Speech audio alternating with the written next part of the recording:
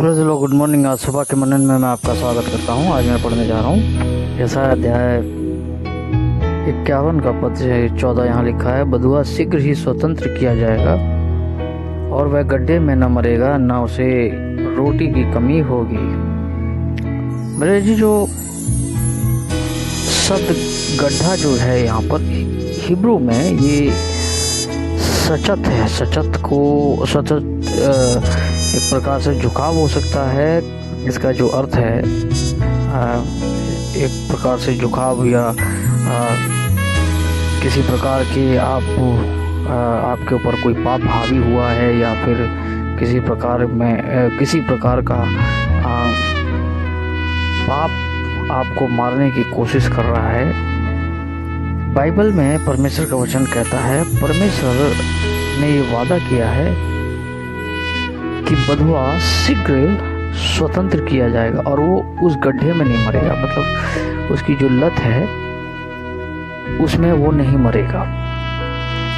मेरे जी, जो जब परमेश्वर किसी को छुड़ाता है तो वो बच जाता है, छुड़ाया जाता है। जिसे परमेश्वर बचाए उसको कौन मार सकता है।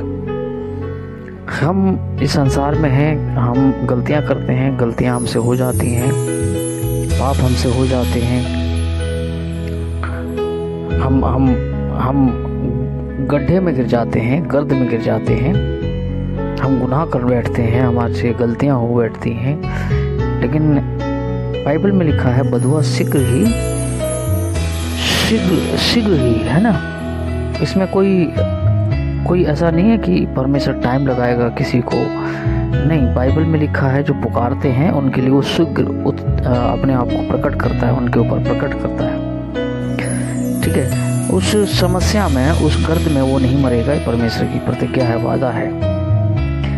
और उसके बाद क्या कि जब मनुष्य आगे बढ़ता है तो सब चीज़ों को उसे संभालना पड़ता है ना। इस संसार में परमेश्वर उसे जीवित रखता है, उसे बहुत सारी चीज़ों को संभालना पड़ता है, उसे बहुत सारी चीज़ों को अपनी आवश्यकताओं को और बहुत सारी बातों को उसे अपने जीवन में पूर्ण भी करना है। इसलिए बाइबल में लिखा है कि उसे रोटी की कमी भी ना होगी, है ना। रोटी दरअसल यहाँ पर दिखाती है कि रोटी जो है लहम है ना। रोटी परमेश्वर का वो दिया हुआ एक वरदान है, जिससे मनुष्य जो है खाकर सामर्थ्य को प्राप्त करता है, उसे शक्ति मिलती है। सामर्थ्य तो नहीं बोल सकते, उसे शक्ति मिलती है जीवन में जीने के लिए। परमेश्वर ने उस भोजन का भी प्रबंध उस मनुष्य के लिए किया है। कभी कभी ऐसे विचार हमें परेशान करते हैं, हमारे दिमाग पर हावी होते हैं कि नहीं, तूने गलत किया है, इसलिए इसका तुझे खामियाना भुगतना पड़ेगा।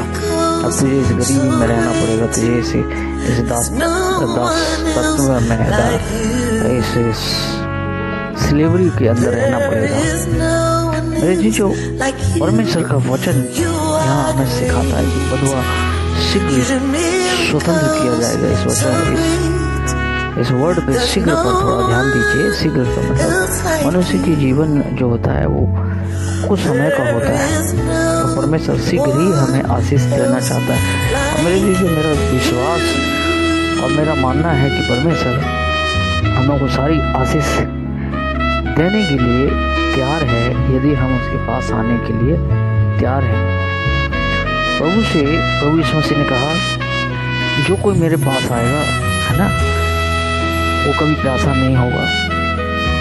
भोजन जल उसे मैं मुफ्त में दूंगा। ठीक है, लेकिन शर्त क्या है यहाँ पर?